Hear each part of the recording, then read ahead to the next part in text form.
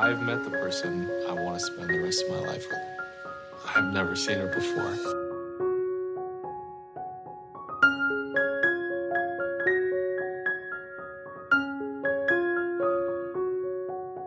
Right, welcome everybody to another episode of the Love Island cast. I'm one of your hosts, Chris Phelps, and my co-host and very good friend is Mr. Dave Horrocks. Hey there, Chris. It is great to be back. It seems like weeks and weeks since we've had a bit of a Love Island cast kind of chat, hasn't it? So, what have you been up to? Well, we've been in pretty much lockdown after my operation. I've not Not been... been anywhere nice. What are you trying to say, Dave? The living room, to the back garden. I've had a bit of a pub crawl around my house and I don't even drink that much. But no, we've literally just been out a walk. I'm sure you're the same. Walking, self-isolating, following all the guidelines, which has also led to us watching a lot of TV, Dave. Now, I know we're going to talk about a couple of things that we've watched or we're going to be watching in the next couple of weeks. But one show, and I haven't spoken to you about this, one show that me and Sam have watched 40 episodes of, Dave, which at 40 minutes each since we've been off, is one called Married with Medicine, which started in 2013. And it's a load of housewives from Atlanta. Some are doctors, some are not. What a bunch of bitches, Dave, and I fucking love it. And we've been watching them every day. I think one day we watched about 6 in a row. They're just proper bitches. Like, they've married either doctors who are loaded or they're doctors, and they're loaded, but they're all up their own arses. And it's ridiculous, but it always kicks off. We've had like proper punch-ups in this. They always say about the Love Island stuff, like, I wish we had the punch-ups and stuff. This has Yeah. got it, and we have not stopped watching it. And honestly, I think we're on about... It's like 2013. I think we're up to about 15. I think we're about season 3 or the end of season 2, because honestly, we've watched about 40 episodes. It's ridiculous, honestly. But that's preoccupied my time. But just before that, Dave, was a show that has took the world by storm, and I have been coercing you for weeks to try and watch this thing, and that is Tiger King. I mean, what did you think of that? Oh my God. We went back and forth on this, didn't we? Because I think we sort of talked about maybe doing it on the show as something a bit different. I still don't really think it'd work because I watched every single episode sort of thinking, what the fuck is going on? I don't know. I have no idea where this is going. I don't know who to root for.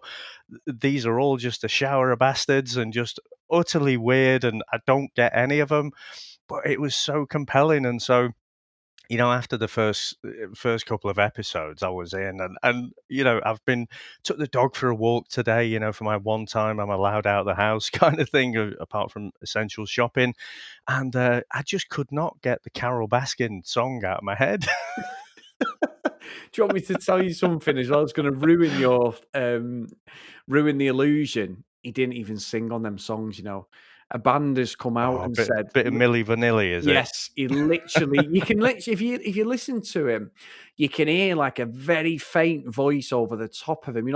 As if these two singers, and that is pretty much Joe Exotic. However, Dave, if your lover has shot himself, spoilers, everyone. The family's there. The two things I probably would never do. I would never talk about the fact that I used to get his balls out and they were like golden balls and put them on my head, and everybody in the park had experienced these golden balls. And then also, I wouldn't then start singing with a fucking 4-piece band in front of his mother, who's obviously got drug problems. I mean, I ended up feeling sorry for Joe Exotic at the end. I don't know how, because he's an absolute bastard, narcissistical. He was fueling straight guys with meth so that they became gay lovers of his. And then I felt sorry for him because of Jeff Lowe and Carol Baskin. I mean, how the hell? Unbelievable show, Dave. I totally agree. First episode in, I'm thinking, what is this shit? But oh my God. I mean, that bit is a particular highlight, and I agree. I think you sort of feel sorry for him in that he was a bit stitched up.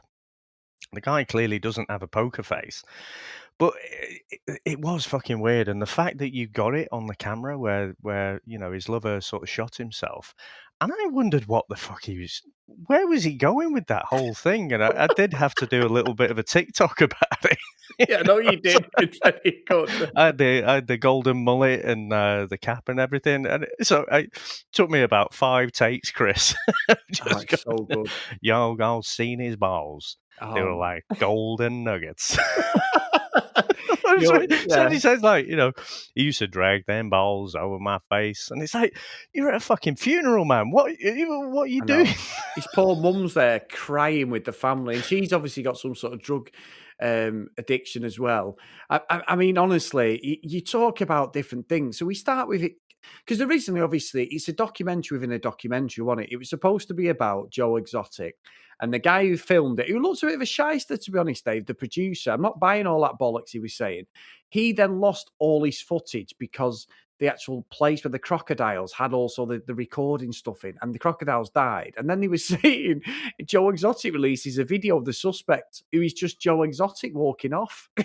He's Yeah, just fucking because he wouldn't kill his animals, and pretty much it was never proven, but pretty much it was Joe Exotic. I mean, yeah. when the girl gets her arm mutilated, you're like, Oh, "What Christ. the f" And he went, "I'm sorry to say, but, we've just had someone's just lost their arm. They put their arm in the kill or something." And then he went, "I don't think I'm gonna financially survive." And that is for me, I said to you, you would love it because it was just Davy Brent, the office scene, the training one where he pulls the guitar up when Dawn is arguing with her boyfriend and that, and he's Yeah, not yeah. singing to him. And it's that bit to sing at a funeral is fucking amazing. It was absolutely sensational. Sensational program for all the wrong reasons. Yeah.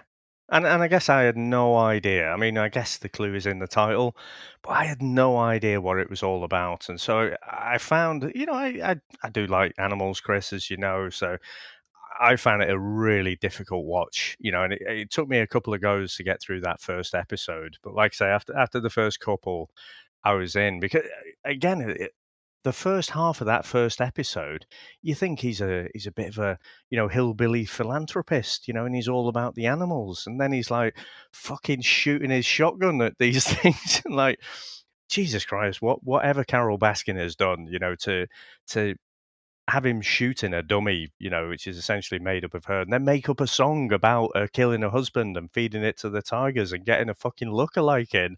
You just like, this is batshit crazy stuff. Yeah, you're on like obsessive levels, aren't you? And look, Dave, let's be honest. The first two episodes, Joe Exotic looks like a complete see you next Tuesday. Totally deserved. There's no excuse for the way he treated, like pulling the poor tiger cubs out, literally just been born with a fucking rake to get them out to sell the dream to people who come in his bloody zoo and that. And said, but then you've got like that Doc Ansel who's got about 9 wives. They get paid $100 and do like 16-hour days. You've got Carol Baskin, Lacey saying, put salmon on the feet, salmon or fish, whatever the hell Yeah. it is.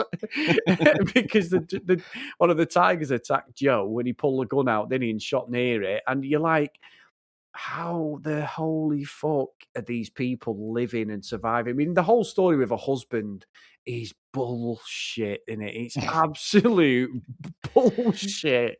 I would love to get, they look at body language and stuff, get a proper body language expert, because when she was responding to those questions, she looked guilty as fuck, Chris. Yeah, her eyes were blinking. I said to you, Anna, I've only studied a couple of books. I'm not an expert, but I can see some telltale signs. And even this married with medicine, there's a bloke there who's obviously cheated on his missus. Every time they mention something, his hand's going over his mouth. And always basically that's a sign of you're worried about what you're going to say. If you're rubbing your eyes, it's all in your eyes. And you and I agree, Dave, she is guilty as fuck. I'm not necessarily saying she may have killed him. I think she probably had someone bump him off. But the fact that the fucking tigers ate really well afterwards, I'm pretty certain that's what's happened. But amazing, amazing. And it's the fact that that absolute psycho is just going, hey, cats and kittens. And she's riding a bike with a fucking helmet on. And Joe was going to get someone to kill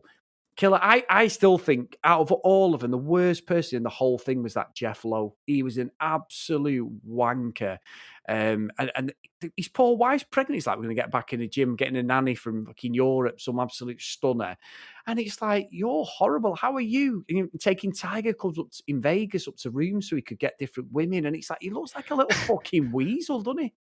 You know what? I've got this fucking dating thing all wrong because I I couldn't quite get it. You know, A plus B equals C, but I don't understand what the middle bit is. So he takes some tiger cubs, into hotels in Vegas, gets all the girls to sort of pet the cute tiger cubs, and then has these massive orgies with them.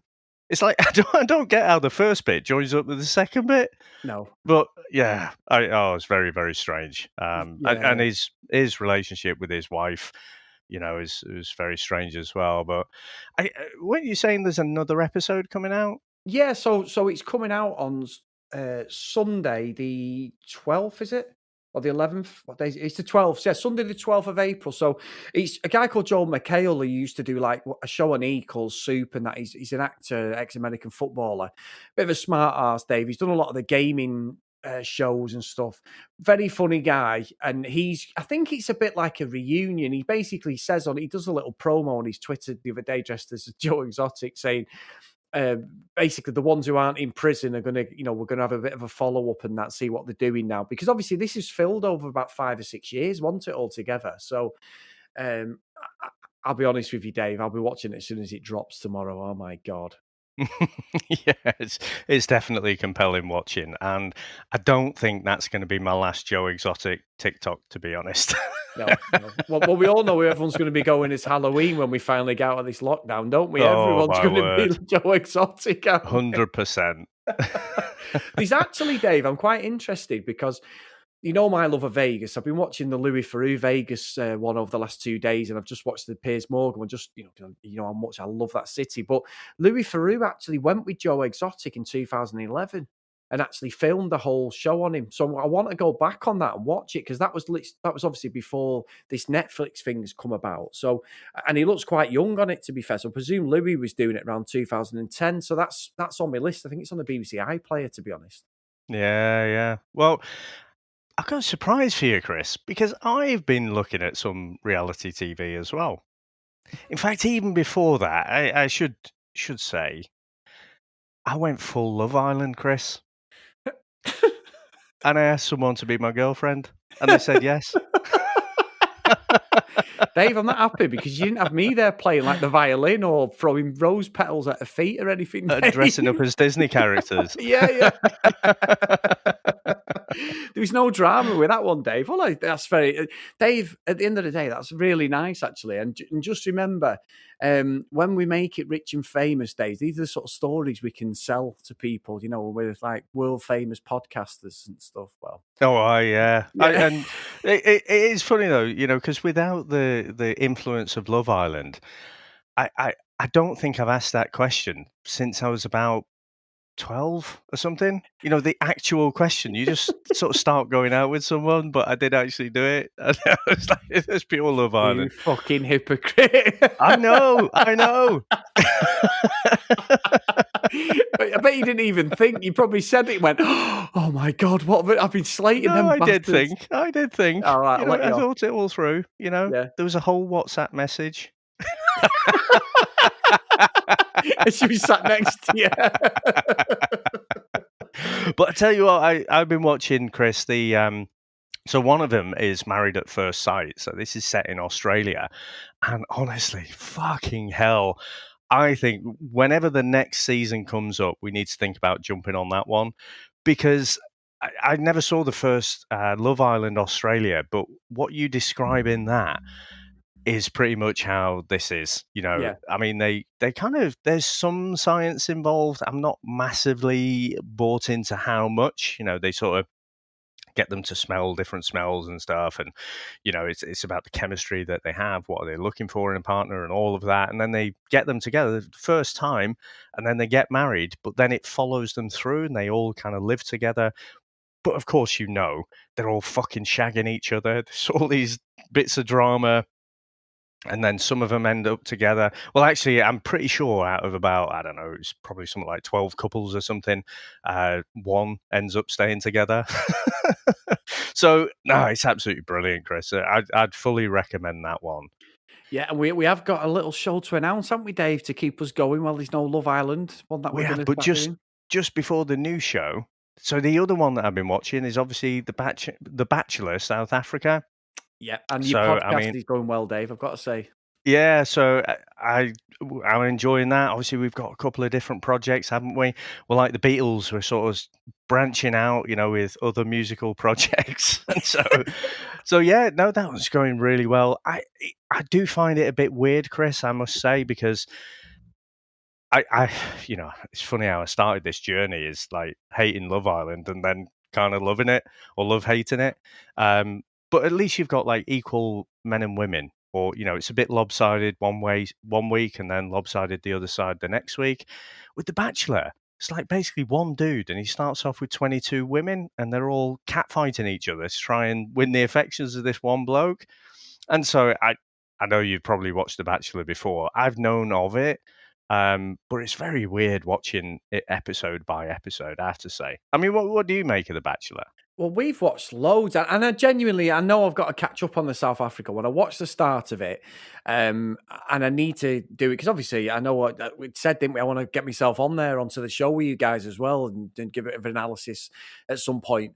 But when we've watched it in the past, so we've watched like the American one. I think we did it in the UK a couple of times a few years ago, but the American one's stood firm, keeps going. The Aussie one we watched because Sophie Monk, who presented the Love Island series 1 and 2, she was she was the Bachelorette, and she got with this guy who nobody believed she would. And literally within about a week, that was it. See ya. You know what I mean? So that's what I struggle with. What I love about it, a bit like the Love Island, I love about the here and now.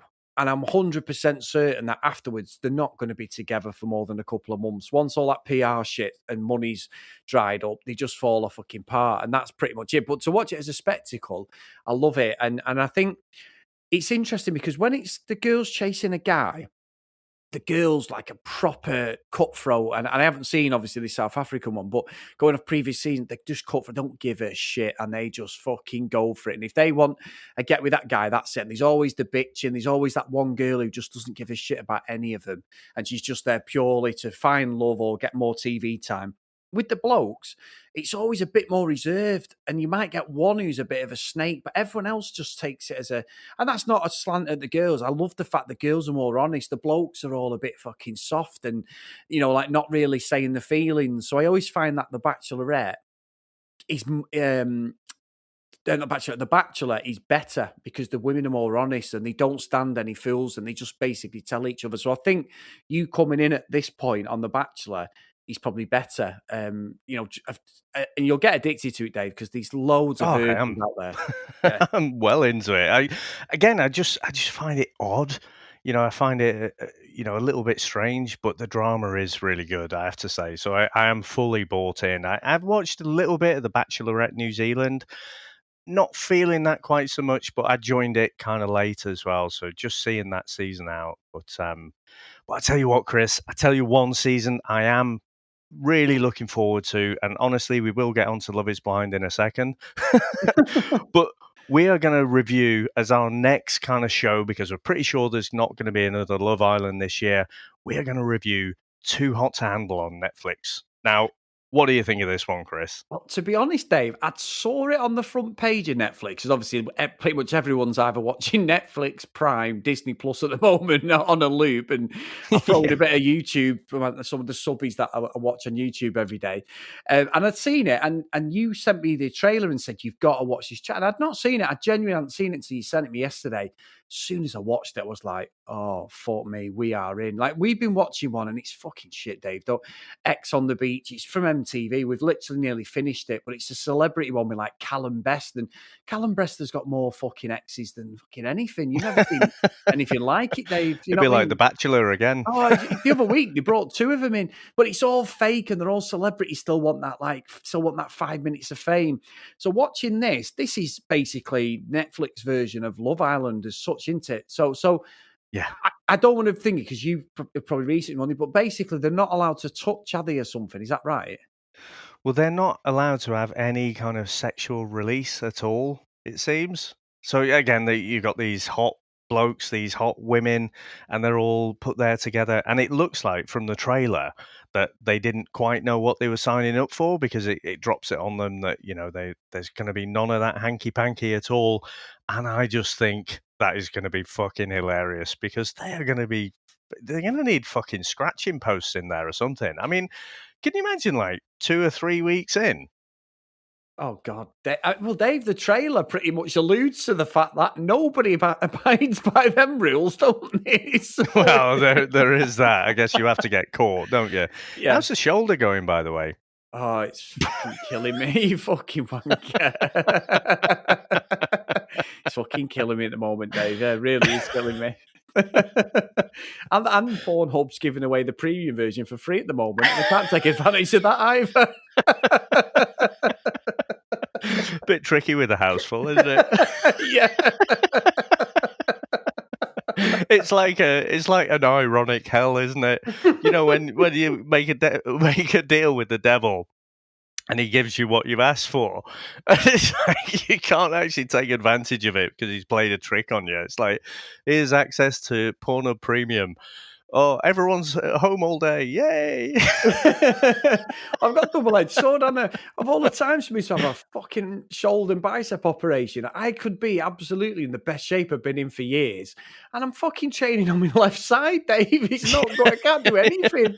Spending more time going through the fucking cupboard eating food. So that's the problem. I'm training like mad, but I'm just, it's frustrating on every front, Dave. That's why these TV shows are literally the only release I've got at the moment. I did. I do have to say, though, I'm drinking it a lot more since this lockdown, and it makes it worse. So I work with some colleagues in Sweden. They're just wandering about, going to the fucking restaurants and pubs as normal, going down the gym. Life's not changed up there. So, yeah, it sucks, if you're in one of the countries where you are locked down. But, we're all sort of in the same boat, aren't we? So we just have to get through it as best we can. But enough frivolity, Chris, because we've been going for 20 minutes here and we've not actually talked about Love is Blind. So we probably should call this episode just general chit chat, and although that'd be stealing our mate Mike's podcast name, wouldn't it? Yeah. But yeah, general chit chat and closing out Love is Blind. So I must admit, Chris, I watched the reunion a few weeks ago. Mrs. Wales, who gave us a review a few episodes ago, had reached out just to say, come on, guys, are you doing the reunion or what? So we had to jump on the mics, but obviously us not talking for a couple of weeks, just wanted to get over that first. So I can't remember, and I don't have my copious notes with me. So I'm going to ask you, what did you make of that reunion episode? I actually, watching it, I tell you who I thought come out with it with a lot of credit, Dave, was, I can't think of a fucking name now, the blonde one who everyone was, Jessica? Jessica. She come out of it with a lot of respect from me. So they get them all together. I think Carlton was really nice, what he did with, was it Diamond? Diamond, yep. He apologised when he got down on one knee. I was like, "Holy fuck, what's he doing?" But you know what? I've got to give him credit. I really respect what he did. I thought it was really nice. It was nice to her. She'd got a lot of backlash because of some of the comments she'd said. He defended her. He apologised himself. Brilliant. Jessica with Amber and, oh my God, David, I'm just keep thinking of the Tiger King. Barnett. See, my notes were shit, but it seems yours were worse. Yeah, it's this managed with medicine's taking over my life. But the problem is, Jessica completely apologised, and Amber was right to have a go, and she's saying, like, you out of order, you were coming back telling me what to marry her, blah, blah, blah, blah, blah, blah. But Amber doesn't have a problem with Jessica, but yet she's dyed her hair blonde and looks pretty much similar to her. And I thought Amber was just being horrible, to be honest, Dave. I don't like you saying. Oh, you know what, Chris? I miss this. You know what? And again, we do our film review podcasts, don't we? And I have a lot of fun with those. So we do speak quite a lot, obviously, just not on these reality TV shows. But I'm seeing everything opposite to you. So let's take it one by one. When Amber tore strips off Jessica, I was like, fucking good on you. Because she'd obviously we saw what Jessica was, and just bringing it back to Tiger King. Someone sent me a meme. I can't remember. I had so many, but just saying it was a picture of Jessica saying, "Oh, you're the most hated person for a little while," and then along comes Carol Baskins. I saw that. Yeah, I saw that. It was brilliant. But you know, she's obviously watched the show back. Now, during that whole experiment, Jessica was fucking horrible, and she was absolutely two-faced. And the only time she really seemed to buy into a relationship with Mark was when Barnett sort of asked, "Oh well, it seems like you have some regrets," and then she did a 180, from "Oh, I can't leave here with any regrets or doubts." She did a 180 to be like, "I am mortified that you would even think that." Bullshit. We all could see that you were doing that. Now, Amber probably was just taken in by the lies, has watched this back, and you would be fucking pissed off, Chris. If you saw someone who you'd put your trust in, you knew she had a bit of a crush on your husband, but ultimately you didn't think it was as bad as what she actually was. So I was Team Amber in that scenario. No, right. So you're not swaying me on this, actually. I'm going to agree. I agree that Amber was fully within her rights to call her so-called friend out and say, "You absolute bitch! You made a play for him all the way through." You're totally right. We know that with Mark, it was basically like at school when you're picking teams at football, and you end up with the last one. It's like, oh, come on, then. And he ended up being like the fucking consolation prize, completely out of order. He didn't deserve that. She was wrong, completely wrong. Once she got levered, and like you say, the whole ridiculous, we're just friends, Bart to Barnett, when they had that chat. It's Yeah. like, you dickhead. However, once somebody apologizes to me, and it seems since she said, I've watched it back, I'm embarrassed that it was totally wrong. I am so please accept my apology, blah, blah, blah. At some point, you've got to draw a line in the sand and go, Yeah. that's it. Whether you never speak to her again, you go, right, okay, thank you, that's it. Because Jessica needs closure because she's obviously been holding this for the last year because it was filmed the year afterwards. Um, I just love the fact that Amber dyed her hair blonde. I was like, oh my word, what are you That doing? is a bit weird, isn't it? And Yeah, and we'd seen through the season or series, say one of them, Dave, not both of them. yeah, We'd seen that she's got some issues to deal with, and I thought that was a really, really odd choice. And you know what? I don't think it suited her at all. no, no. And you're right, and she didn't say she wasn't going to accept Jessica's apology. She just sort of said she was still working on it. So I think, again, she's had a lot of time to stew, and I'm sure after the show, at some point, she'll kind of, just move on. But you know what, Chris? And again, I'm going to disagree with you on that apology. So her apology to Barnett and Amber was apparently sincere. But having watched 10 episodes of her say one thing, but her actions indicate that she means something else, I'm not sure I buy it. I think she went in well prepared. She knew exactly what she was going to say. You know who she didn't apologize to? Who? Mark. No, she didn't. That's a very good point. Mark was just swept aside again, wasn't he? Yeah. I don't know So what he's so done to Amber her. was Amber was attacking her. And so, and again, she's probably still got latent sort of feelings for Barnett. So all of her apology was aimed at them too. And it's like, fucking Lord Farquhar over there. We all know he's a bit naive, but there was not a malicious bone in his body. So, part of you must feel a little bit of regret or a bit of remorse about how you treated him. No, there was nothing.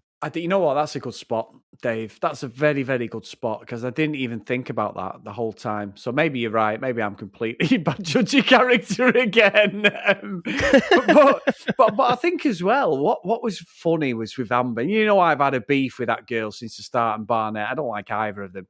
Is cocky ass Barnett when he was talking about Kelly and what's she called? The one who was with Damien. The one who got married. Giannina? No, not. Sorry, that's Damien Giannina. I mean, sorry, the one who got married.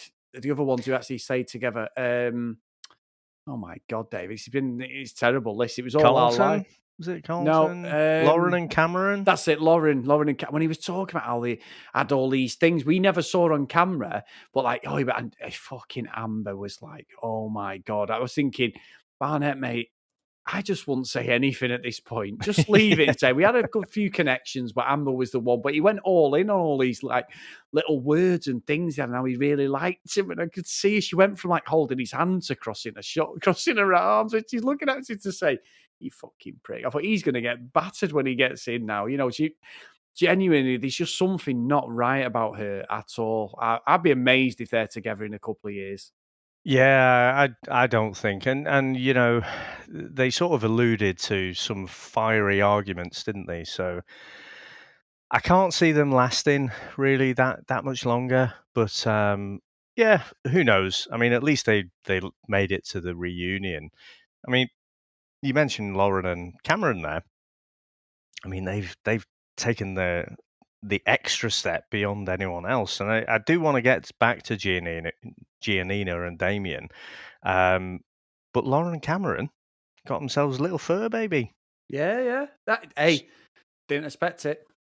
No, I mean, fair play to them. I mean, they seem kind of loved up, don't they? So, you know, again, seems like for them at least, the experiment worked. Hey, they look sweet. They really do. I mean, hopefully, one of the prenups that she signed, or she got him to sign, was to say, "Don't be fucking rapping throughout our whole married life. Please don't.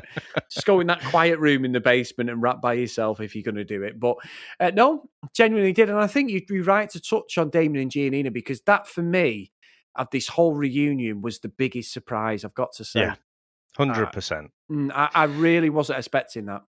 I mean, we were shocked, weren't we? The way that all unfolded, and they cleverly did it. It was the end of kind of episode 9 and the beginning of episode 10, I think, if memory serves me right. And he was in tears, wasn't he? And then he basically fucked her off. Basically said no, you know, she's not ready. And I was massively shocked, Chris. I've not been bought into these as a couple from the beginning. I've thought he's too boring, she's too fiery for him. It's not going to work. But to be honest, if I park all that baggage to one side, they genuinely did seem kind of happy. Yeah. They really did. They really, and she was saying she couldn't imagine living without him. And I was like, you know what? I actually think even though these two other couples married, they're the couple that actually look like they're truly in love with each other. All the others, Yeah. I couldn't honestly say I can see any chemistry between any of them other than them two. And I think what you said, I got all my hands up and said I think I was completely wrong what I thought about them watching the reunion anyway, because I was like saying to you, oh, he's a boring fucker, blah, blah, blah. And you were saying, oh, I think they deal with it really well and the fieriness and the way they. Yeah. I think you're right. I think I was wrong, and I do stand by the fact that I think they're the only ones who may have a bit of a longer shelf life as a couple. Well, ultimately, right? If I stood someone up at the altar, I wouldn't expect I'd get a second chance. No. Damien, if you're listening, she's a fucking keeper, right? Because you fucked her off at the altar, you embarrassed her in front of all her family, all of her friends, and for some fucking reason, I don't know whether you hung like a gorilla or what, but she's fucking still back for more. She is an absolute keeper, and you shouldn't let her go. Totally agree, mate. Totally agree. One thing I want to touch on, Dave, just briefly, is the Kenny and Kelly situation.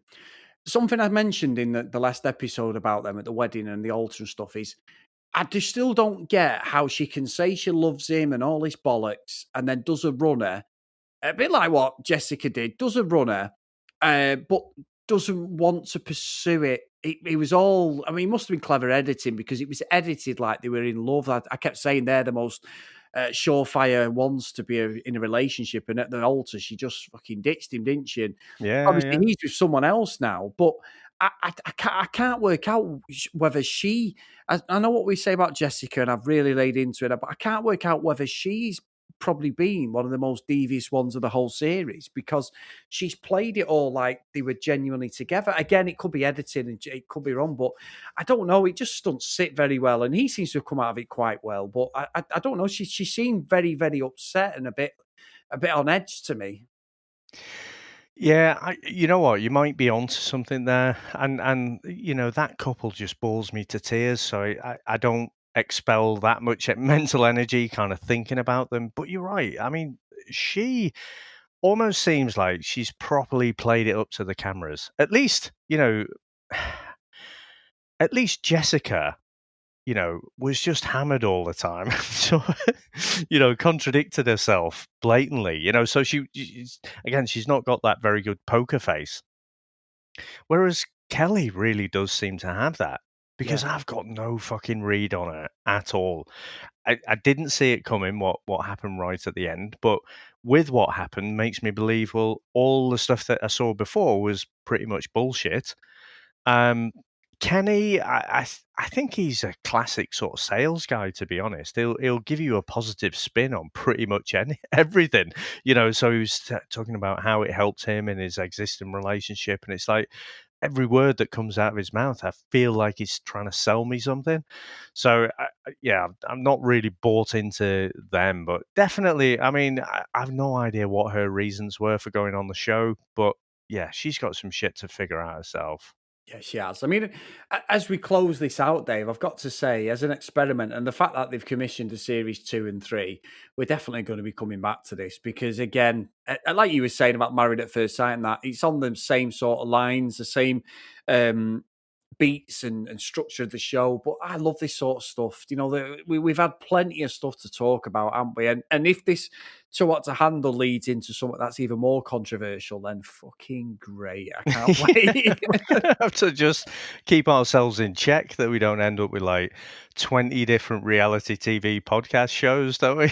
So, I know. Because I messed up last year, didn't I, when I said about the US one, US Love Island, and I said, right, we're going to do it. And you were on this, you were like, fucking not even discussed it. Well, that's it. It was fucking on the hell, show, wasn't it? that was brutal, wasn't it? Though, I mean, fucking two episodes a day. That was fucking And tough. our other podcasts. Yeah, exactly. Yeah, but I tell you what, Chris. I mean, we talked about my sort of other project, Bachelor Banter. You've actually got another project as well.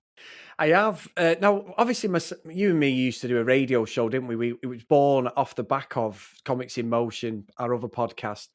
And we used to put a bit of music on it. And it was a local Northwest radio show called Indie Rocks. And then from that, I decided I wanted to do like a combat type show because I did have a podcast before we even started podcasting, based on, it was a football gaming one with a bit of wrestling and UFC and boxing and stuff. And I did this indie combat and it was pretty good, but then it just sort of died. And I wanted guests on and it was difficult to get people on. So it just fell off the wayside. Now, I'm a massive wrestling fan. I've been a wrestling fan since I was like 9, 10 years old. And most of my friends, when it got to like the late 80s, early 90s, that dropped off. I didn't, Dave. I watched it. I don't really watch the product now. I'll be honest with you. Maybe the last 9 or 10 years, I'll jump in and out of certain storylines if an old legend comes back and everything, because it's just all like PG stuff. It's really boring and mundane, and they're athletic, but they just don't tell the old stories. However, going back in time, I love sitting there on a Friday night. Sam's watching all the soaps or whatever she's watching. I go on them YouTube meanders, and it always ends up with some sort of wrestling match mixed in. I always say to you, a gypsy fights or music or whatever, but there's always classic wrestling matches. So I've created a podcast called Wrestling Gold, and that was born off the back of one of our friends, Scott Weatherly's 20th Century Geek podcast, because I've done a trilogy of reviews on his over the last couple of weeks when we've done a bit of downtime. So that's really ignited a fire. So I've got a couple in the bag. They're going to be released next week. So if you want to give me a follow at Wrestling Goal 4 on Twitter, or the Wrestling Goal Podcast if you want to email in. The Wrestling Goal Podcast at gmail.com if you want to email in even.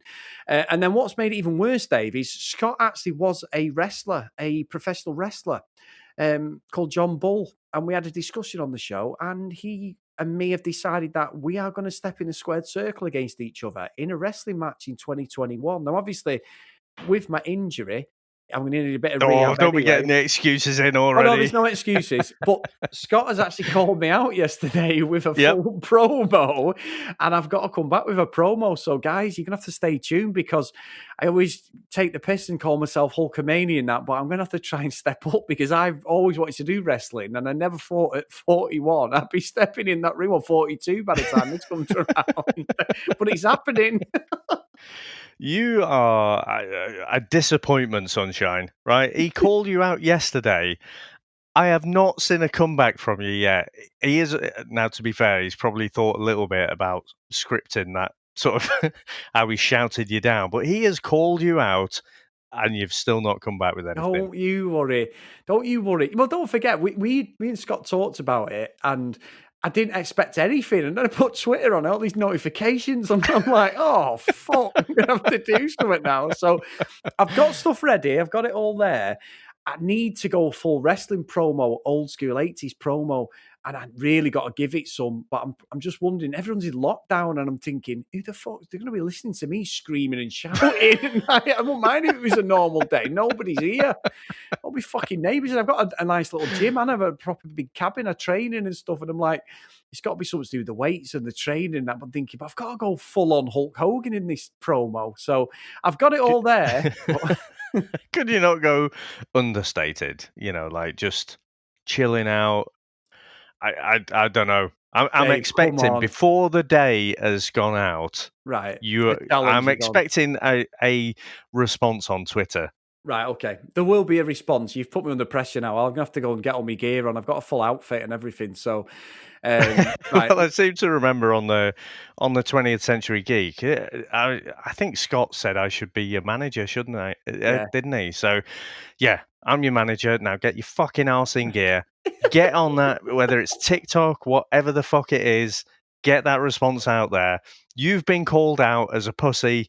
Get fucking on there and get your own back in. Right, on that bombshell, if you want to get in contact with us, at Love Island Cast on Twitter, the loveislandcast@gmail.com. And as always, get your reviews and emails into myself and Dave. And if you do want to follow my journey, as I say, get over to the Wrestling Gold podcast, because the first couple of episodes come on and you may hear about me attempting to train at 42 years old, 41 years old. So thanks a lot, Dave. Anyway. Yes. And if you want to get across, if you're watching along with Bachelor of South Africa, go along to there and give that a subscribe as well. So again, it's a bit different to this one, but you know, we have a lot of fun as well. And yeah, it's just taking the piss out of them again. So yeah, it's good. It is good. Now, Chris, this has been a lot of fun getting back into it. Don't forget, we'll be releasing Too Hot to Handle recap / review and thoughts and everything when that comes out next week. And so, yeah, Chris, can't wait. No problem. Me too, mate. I really can't wait. And we'll see you all next time, guys. Bye now.